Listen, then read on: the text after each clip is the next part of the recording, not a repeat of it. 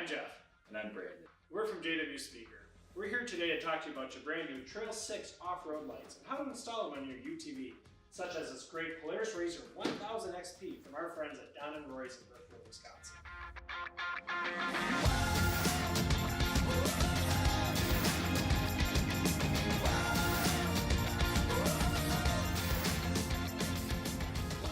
Alright, so to install your Trail 6s, you're just going to need a few simple hand tools.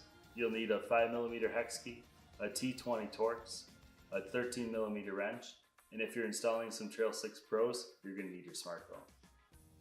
For this install, we've gone ahead and pre-assembled some A-pillar brackets to mount our Trail 6s.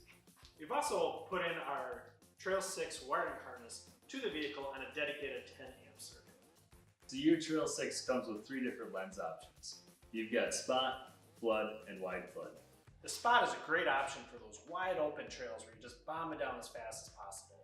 And the wide flood and the flood are great for those more slower technical sections.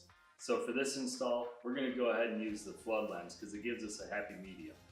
To install the outer lens, first pick the optic that you want, place it on the lamp, and then take your bezel, put it right side up, and install the 6 stainless steel screws with the T20 Torx driver.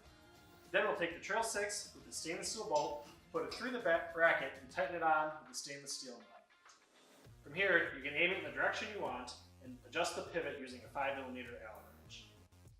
To install the wiring harness, press the electrical connector onto the back of the lamp. Alright Jeff, we got these things installed, let's fire them up. Trail 6 also works great on your truck, UTV, Jeeps, and other off-road vehicles.